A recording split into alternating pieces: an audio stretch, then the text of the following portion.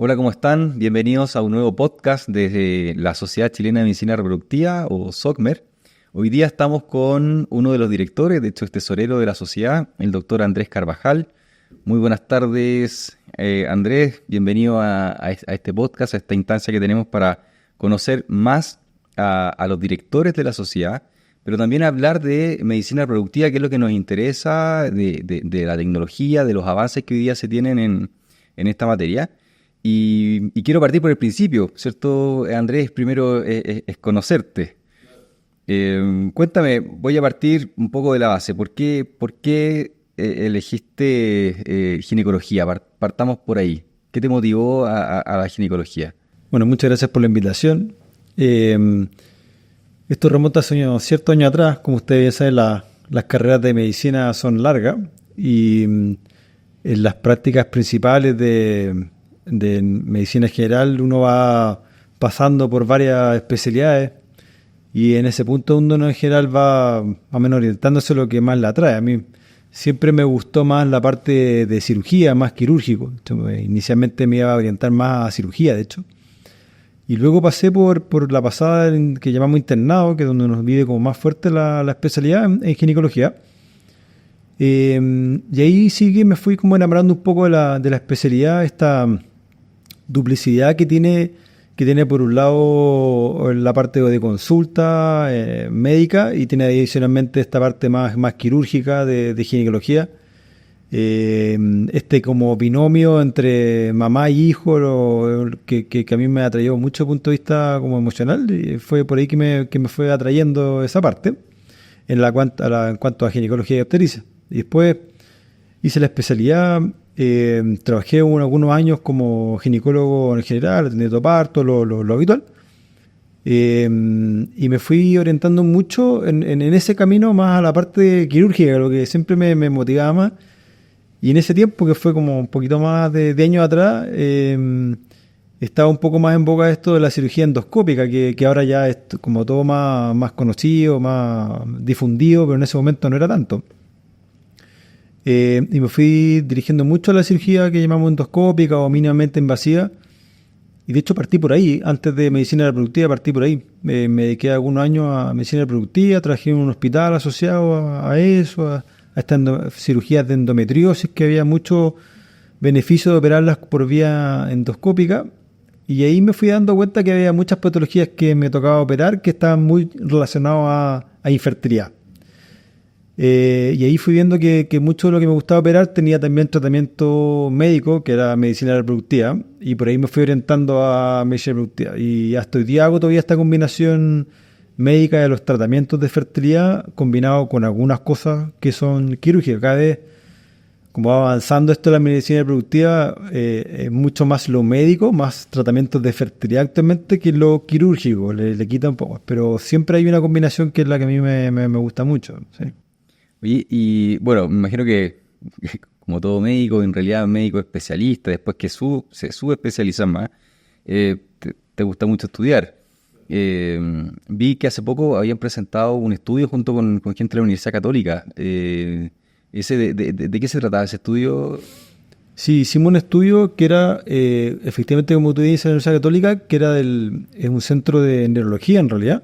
En la Católica fue neurología y fue bonito porque hicimos un estudio de una patología muy precisa de neurología, que es la esclerosis múltiple. Trabajamos con un centro de la Católica que se dedica específicamente a esas patologías neuroinmunes. En este caso la doctora Carolina Pelayo es la que nos ayudó en ese sentido. Y hicimos un estudio de fertilidad asociado a pacientes a este grupo muy subespecífico, que es algo que no, por supuesto que nunca había estado estudiado. Y medimos lo que nosotros llamamos reserva ovárica, que básicamente tiene que ver con la cantidad de óvulos. Sabemos que la cantidad de óvulos por reserva ovárica va bajando en cualquier mujer en forma normal, pero queríamos ver si esta enfermedad como autoinmune del cerebro tenía alguna repercusión también en el ovario, como tiene que ver con anticuerpos, y los anticuerpos también afectan en el ovario, pudiese repercutir en que baje más rápido la reserva ovárica. Me pasó que adicionalmente la doctora a cargo, adicionalmente mi señora, entonces por ahí también combinamos muy la conversación de cómo llegamos a eso. Y nos fuimos dando cuenta que, claro, las pacientes en esta enfermedad de esclerosis múltiple tienen que tener un embarazo muy, muy como controlado por los fármacos que ocupan, que no todos se pueden ocupar en el embarazo. Entonces era un grupo de pacientes que muy frecuentemente postergaba su maternidad. Y ahí efectivamente llegaron a un momento donde tenía frecuentemente consultas de fertilidad. Y nos fue bien con el estudio, hicimos un estudio acá, conjunto con el I, donde medían la hormona antimuleriana, que es una de las hormonas que se mide en fertilidad, en este grupo de pacientes, y ahí hicimos un estudio bonito en donde nos dimos cuenta, aparte de lo que sabíamos, que iba bajando la reserva ovárica, nos dimos cuenta adicionalmente que efectivamente era un problema. O sea, que los pacientes sentían que esto de embarazarse por la enfermedad iba a ser un problema, que efectivamente sentían que lo postergaban, entonces se creó como una ventana bonita para acceder finalmente a reproducción o para educación también, de qué hacer previamente, congelar óvulos previos, etcétera, que son cosas que no todos los ginecólogos lo hablan, y menos los de neurología, que no lo tienen en mente, lo de la reserva ovárica. Entonces se formó algo bien bueno. Ahí hablaste harto y me hace sentido, ¿cierto? Con los podcasts que hemos grabado anteriormente con tus colegas, obviamente también de la sociedad, sobre la reserva ovárica y de lo importante que es para ginecólogos que no necesariamente están enfocados en medicina reproductiva, lo tengan considerado casi como un examen frecuente, porque pasa muchas veces que las mujeres toman la decisión de ser o planificar, ¿cierto?, su maternidad ya a esta altura como más adelante, ¿cierto?, 37, 38 años, pero de repente se encuentran con eso, de que el ginecólogo nunca le habló de la reserva ovárica. ¿Qué comentario, qué opinión tienes al respecto? Si debiera ser casi como obligatorio, ¿cómo lo ves tú? Lo hemos conversado más de una oportunidad, sobre todo dentro de los colegas de SOCMER, en poner la hormona antimuleriana, que es un examen de sangre, no requiere ayuno, no requiere un momento específico del ciclo, está cada vez más ampliamente disponible, con un poquito menos de costo cada vez, en ponerlo como si fuese un Papa Nicolau, o sea, como un examen de screening, muy precozmente, para que al menos la paciente sepa cómo está su reserva ovárica y con eso tomar decisiones si yo tomo la decisión de que quiero postergar mi maternidad, pero lo postergo con seguridad, o sea, en el fondo congelo los óvulos previamente, y porque cuántas pacientes nos llegan a nosotros como viendo por el otro cara de la moneda, que llegan con 39 años, reserva ovárica baja, pucha, a mí nadie me dijo que esto bajaba, nadie me aconsejó que congelara óvulos, y es lo que vemos todos los días en la consulta. Entonces, a esto ya me comentario que, claro, los que nos dedicamos a fertilidad lo tenemos muy en mente, pero los que se dedican a no fertilidad dentro de ginecología, no todos lo tienen en mente. Entonces, no todos lo hablan en la consulta. De hecho, es muy frecuente escuchar como váyanse a la casa, vamos un año más, tranquila, relájense. Es como comentario típico, y a veces, claro, va pasando el tiempo y después es mucho más difícil. Así que yo diría que, sobre todo en la sociedad actual, en donde todos sabemos que la maternidad se va postergando, donde lo profesional es importante, donde la natalidad en Chile ha bajado a casi como país europeo, todo eso va haciendo que efectivamente las técnicas de reproducción sea cada vez más frecuentes. Ahí me quiero hilar después con eso, quiero hilar ahí dos temas, pero quería hacer una pregunta, y esto también muy desde el desconocimiento. ¿Existen parámetros cuando tú dices, ok, un examen, un análisis de reserva ovárica, de tal edad a tal edad deberías tener X cantidad de óvulos? ¿Eso está parametrizado? Más o menos. ¿Cuántos óvulos debería tener una mujer de 30 años? Las mujeres nacen con una cantidad determinada, eso lo sabemos de antemano, son millones de óvulos, más de 9 millones, pero cuando ya llegan al momento de la pubertad, queda menos de un tercio de los óvulos que con los cuales nacieron, en el fondo, ¿sí? Los valores que traen el laboratorio es un muy mal rango, porque es muy amplio. En general, por ejemplo, el ejemplo de 30 años debiese tener, la medida se llama nanogramos per ml, en general lo que nosotros hemos visto como predicción de embarazo es 1,5, va variando un poco según el estudio, pero sobre 1,5 consideramos en general una reserva ovárica más o menos conservada, y bajo 1,5 consideramos baja. Obviamente depende de la edad, una paciente de 45 años va a tener necesariamente menos cantidad de óvulos, pero una paciente en edad fértil que tenga una hormona antimuleriana bajo 1,5, eso lo consideramos como factor de riesgo a tener baja reserva ovárica, o que vaya a desarrollar muy prontamente una baja reserva ovárica. Porque en el fondo acá lo que cambia de paciente a paciente es la velocidad a la cual está bajando su reserva ovárica. Todos los van a bajar, eso es normal. Pero hay pacientes que bajan más bajo y otros más rápido. Entonces eso sí que puede ir variando. Perfecto. Ahora, hilando, ¿cierto?, con el comentario que estabas diciendo también delante, sobre esta fertilización asistida. En esa línea, hoy día, dentro de los diferentes tratamientos que se tienen, o procedimientos en realidad, ¿cuál es el más común que te toca hacer? Ha ido cambiando, ¿eh? Yo diría que, al menos cuando yo inicié esto, acá, al menos en nuestro centro, estamos mucho más centrados en alta complejidad. O sea, fecundación in vitro, donación de ovocitos, alta complejidad. Pero sí que era más frecuente, hace 10 años atrás, partir al menos por tratamientos de baja complejidad, porque la edad de la paciente también era más joven de lo que yo me toca ver actualmente. Entonces, hoy en día, al menos lo que a nosotros y a mí me toca ver, es mucho más fecundación in vitro que inseminación, por ejemplo, que es el de baja complejidad. Pero es porque la paciente que consulta o accede a un tratamiento generalmente tiene más de 35 o 38 años. Entonces, el problema que tiene ese grupo de pacientes es que tiene menos calidad el óvulo. Aquí hemos hablado más de la reserva ovárica, más de cantidad, que es lo medible en un examen de sangre.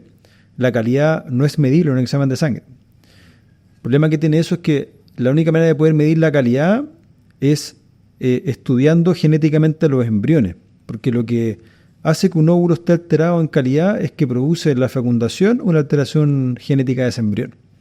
Entonces, si yo no estudio genéticamente esos embriones, no me voy a enterar de que estoy formando embriones alterados. Entonces, yo hago un tratamiento de baja complejidad, como coito programado, o hago una inseminación y dejo la muestra de los espermios dentro del útero, y esa paciente logra embarazarse, yo no tengo cómo objetivar que ese embrión está sano genéticamente. Y solo a los 38 años uno puede tener fácilmente el 50% del óvulo alterado en calidad. Entonces es factor de riesgo. Por eso yo en general hacemos mucho in vitro por motivo de edad materna en el fondo. Perfecto. ¿Y cómo estudian genéticamente un embrión? Sí. Es microscópico, por supuesto. Los embriones se desarrollan en el laboratorio, en un incubador especial, generalmente 5 o 6 días es lo habitual, que llamamos blastocisto esa etapa del desarrollo.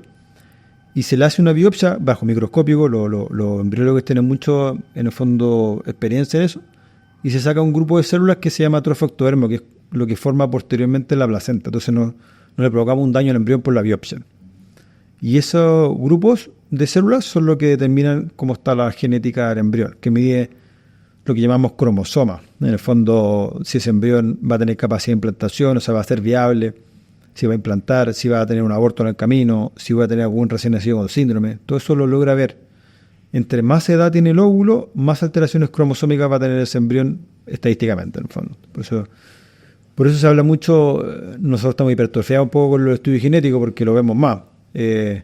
No tiene mucho sentido hacer estudio genético con una paciente de 25 años, por supuesto, pero para una 38, 39, 40, claro que sí, porque va a tener más proporción en el fondo. En consecuencia, podemos decir que la mayoría de las pacientes que tú ves hoy día son sobre 40, 38 años. Yo diría que bajo 35 es inhabitual. Inhabitual. En infertilidad. Yeah. Para congelar óvulos es un poco más frecuente, pero bajo 30 años es muy frecuente que yo vea una paciente da algún tratamiento. Bajo 30 años es muy frecuente.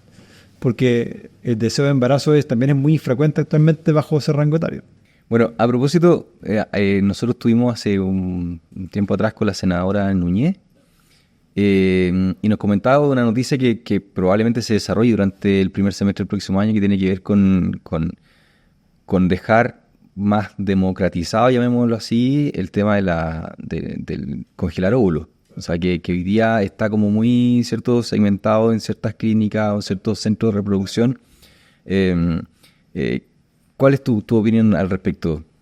Lo que pasa es que si uno lo hablara como política pública, efectivamente uno le encantaría que cualquier paciente que quiera postergar maternidad tenga acceso a congelar óvulos, ¿verdad? No funciona así en Chile actualmente porque es un tratamiento en el fondo que tiene su costo. Algunas ISAPRES lo financian, pero no al 100%, algunas no reembolsan nada, entonces efectivamente no está ampliamente disponible desde el punto de vista económico. Si uno lograra cambiar esa política pública y que, por ejemplo, la ISAPRE reembolsara específicamente ese tratamiento, probablemente muchísimos más pacientes tendrían acceso a hacerlo, y eso pudiese ser que en el futuro los pacientes tengan más maternidad o más fase de maternidad. Hay estudios muy bonitos que hablan esto de la costo-efectividad, que está muy como de moda. Una paciente que congela óvulos y después ocupa sus óvulos para embarazarse, versus una paciente que no congeló óvulos y que después requiere una fecundación in vitro para embarazarse, pero ya no con 30 años o con 35, sino que con 40. Esa segunda paciente, la que no congeló óvulos, gasta 3 veces más dinero o recursos para tener el mismo resultado recién nacido.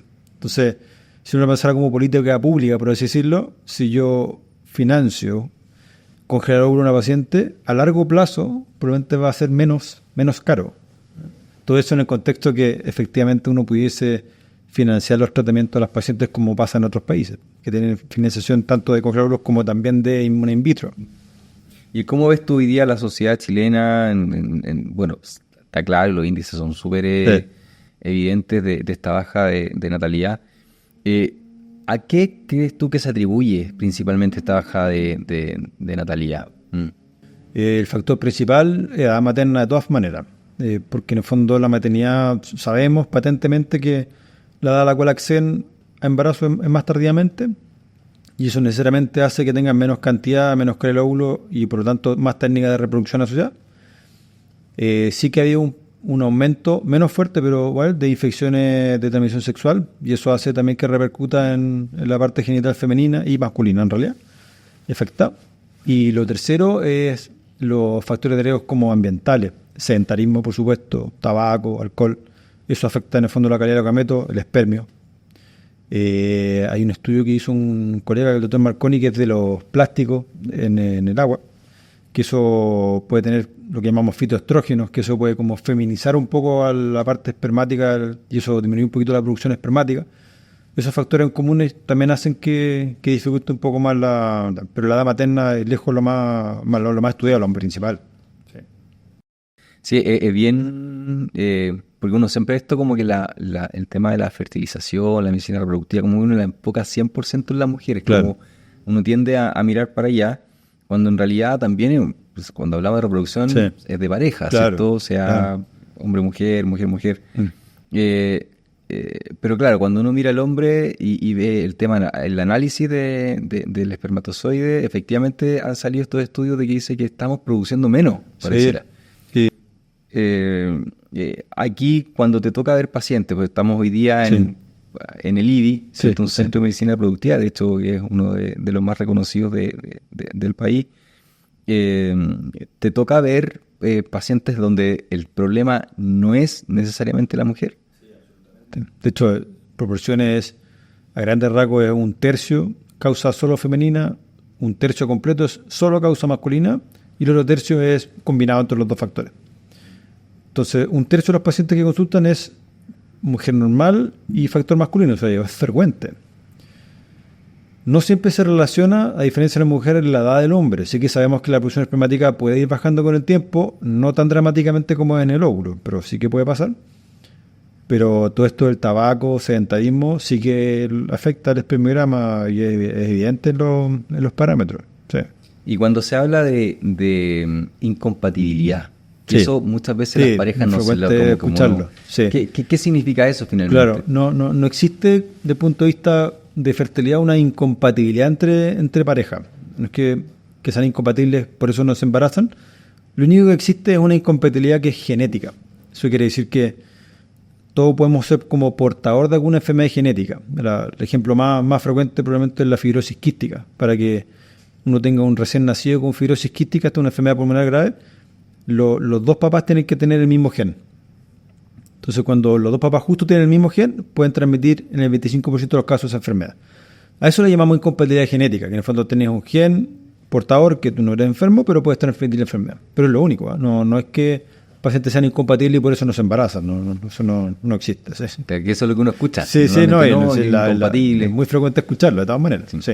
Pero no. Oye, Andrés, y bueno, hemos hablado harto. Cuéntame un poco cómo te empezaste a familiarizar también con SOCMER, con la Sociedad Chilena de Medicina Reproductiva. ¿Cómo llegaste? Claro. ¿Cómo ha sido tu trabajo hasta ahora? Esto partió ya hace 2 años. Me parece que es mi segundo año, que el año pasado estuve en la directiva como director y después como tesorero. Esto nació inicialmente uno de mis jefes, que es Carlos Troncoso, que es el director de la clínica, fue en el fondo presidente en su tiempo, Después se salió, después tuvo otra colega que una bióloga que también se salió, y ahí finalmente me introdujeron al sistema, un poco sin mucha decisión, digamos. Pero después de yo decidí quedarme porque sentí que uno podía hacer cosas. Soy como un poquito más de la generación más jóvenes de medicina reproductiva, entonces también creo que uno también puede como también más ganas de hacer y cambiar cosas nuevas.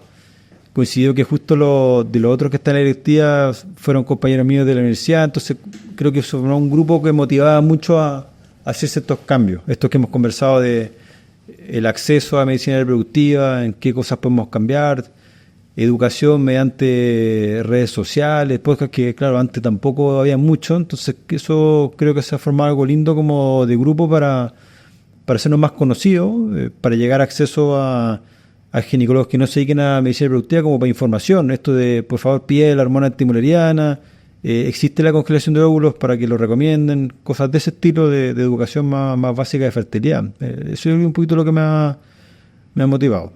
Y de actualmente de tesorero es porque soy ordenado, pero no específicamente porque se me tocó ese cargo. Sí. Oye, y claro, uno mirando, si uno mira quizás desde el punto de vista como de tiempos, ¿ya? Quizás tú me comentabas, había otro hace tiempo, ¿cierto? Un presidente de sociedad, ¿cierto? Que trabajaba contigo acá en el IBI. Quizás hubo antes otro, pero estamos hoy día en una situación en que pareciera que ustedes, como la generación de ustedes, está confluyendo con un problema que ya como que las autoridades de gobierno, del Congreso, están mirando con ojos de preocupación, que tiene que ver con de fertilidad. ¿Lo ves tú como una oportunidad también como para poner en boga estos temas? Absolutamente. Me parece que fue el año pasado o a principios de este año que salió esta tasa de natalidad en Chile, que era como 1,2, si mal no recuerdo el nombre, que eso alarmó a todo el mundo desde el punto de vista de políticas públicas. Y yo creo que eso también dio un pequeño impulso a que miraran esto de si la canasta, por ejemplo, de fertilidad, podíamos cubrirlas más. Yo sé que en el Congreso se ha movido algunas cosas, pero que antes era cero, porque claro, como las prestaciones son caras, probablemente no era la prioridad versus otras enfermedades de mayor repercusión. Pero como cada vez es más prevalente, más invariante desde el punto de vista de crear familia, yo creo que se está mirando para. Yo lo veo positivo desde el punto de vista que creo que se está conversando más al menos y pudiese llegar a un punto en donde efectivamente haya cobertura de algo más de lo que tenemos en el fondo, que actualmente es muy poco. ¿Sí? ¿Qué le pasa, según tú y seguramente con lo que has estudiado y ejemplos quizás de otros países, con una sociedad, o llamémoslo directamente, con un país que baja su natalidad en el futuro? O sea, ¿qué pasa si no frenamos básicamente los problemas de natalidad que tenemos hoy día? Es súper complejo porque aquí lo que va a pasar inevitablemente es que en el fondo la población va a envejecer, que eso es normal. Y todos sabemos que en el fondo los más jóvenes financian a los mayores, pero si no tenemos población joven que trabaja no vamos a poder financiar a los mayores. Y eso tiene problemas no solamente en salud, sino que en todo, en previsión, etcétera. Tener baja natalidad en los mismos países europeos tienen sus complicaciones. El problema nosotros adicional es que no tenemos una comunidad europea que nos coayude, por así decirlo. Entonces yo creo que para nosotros es aún más complejo el que la población envejezca. No tenemos generaciones para atrás que se vayan reproduciendo. ¿Y eso tú lo ves a cuántos años? ¿20 años? ¿30 años? ¿Cómo ves tú que evolucionaría esto? Yo lo veo incluso un poco menos. O sea, 20 años sería a corto plazo, pero no. Yo conversaba con un compañero que también es de Socmer, que es el doctor Arras. ¿Qué tan frecuente era cuando uno era pequeño de tener muchos primos? ¿Y qué tan frecuente es hoy en día tener muchos primos? Es muy frecuente. Uno lo ve ahora, actualmente, lo repercute como dentro de su círculo y uno lo evidencia como profesional en lo que ve en la consulta. En el fondo, el que no tiene hijos y cuando tiene hijos tiene cierto número.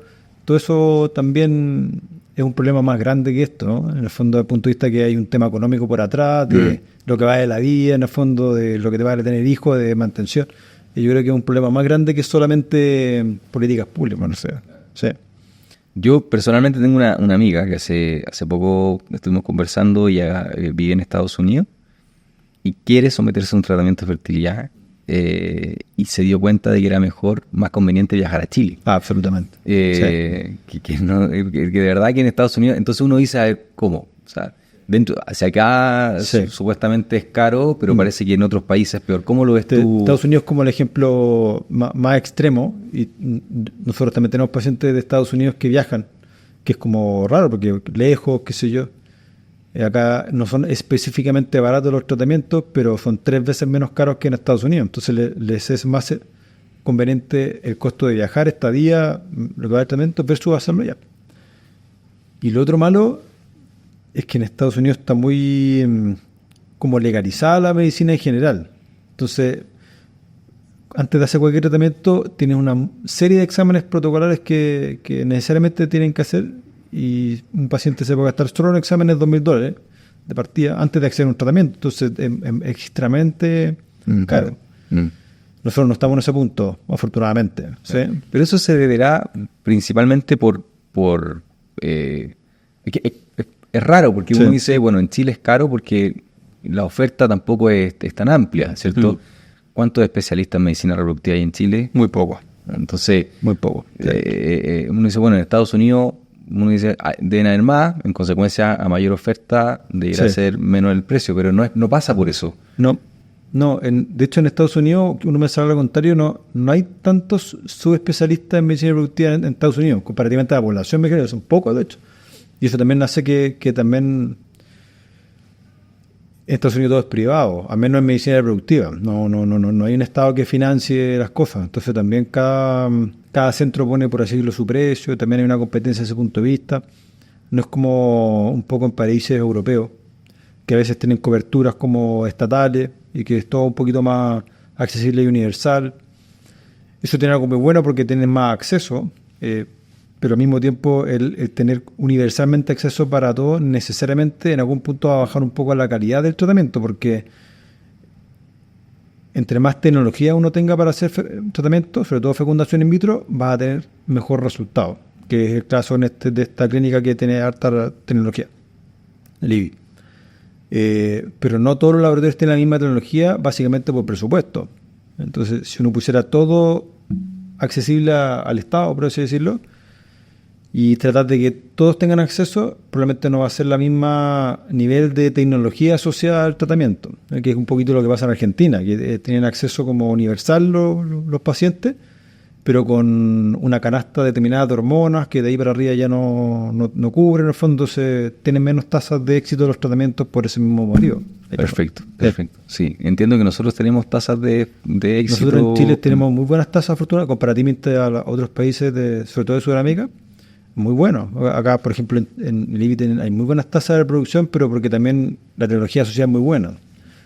Que no es así en otros países también. Nosotros comparativamente tenemos muy buena medicina reproductiva, en Chile, me refiero. Y mira, volviendo a SOCMER y para ir cerrando, desconozco, bueno, la sociedad de ginecología, todos los años, ¿cierto?, genera un congreso y congregan obviamente a los médicos, a los ginecólogos. SOCMER algún día o tendrá su propio congreso. Sí, somos una sociedad muchísimo más pequeña, también más nueva. No tenemos solamente 10 años de funcionamiento inicial, somos poquitos también. Pero este año y el año pasado hemos ido haciendo un poquito más cosas. El año pasado hicimos un curso de nosotros que fue en Puerto Vara, que fue poquita gente, pero tampoco. Ahora nos unimos con la SOCHOC ahora, de hecho, este fin de semana nos vamos a La Serena a un curso que le hicimos junto con la SOCHOC, y hay un proyecto para hacer algo un poquito más grande el próximo año, que cada vez un poquito más orientado. Yo creo que esto que hemos empezado a hacer estos podcasts o redes sociales también va haciendo SOCMER un poquito más conocido en el medio. Claro. Sí. O sea, de alguna manera, las cosas que se están haciendo, y mi pregunta quizás la quiero llevar más hacia allá, de qué creen ustedes que se tiene que hacer para motivar más a colegas que hoy día, por ejemplo, están en la ginecología normal, llamémoslo así. Yo creo que la clave está en la información, porque en el fondo los colegas que no explican cosas de fertilidad en consulta es básicamente porque no les llega la información, que no tienen por qué, en el fondo no es su subespecialidad.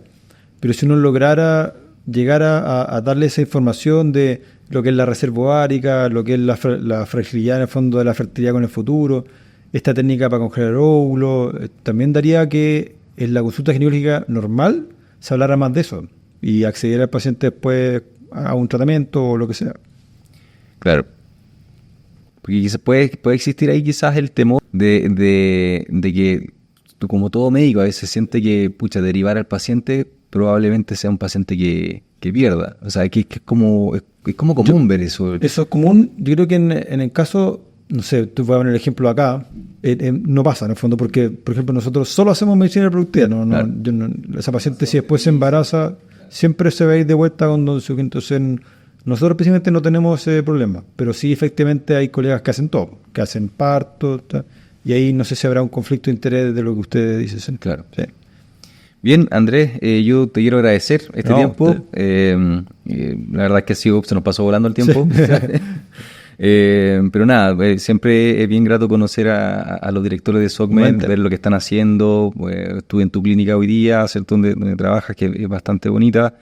Y nada, pues obviamente agradecer tu tiempo y ya vamos a publicar esto en las redes sociales, en el canal de YouTube y en la página web de la sociedad.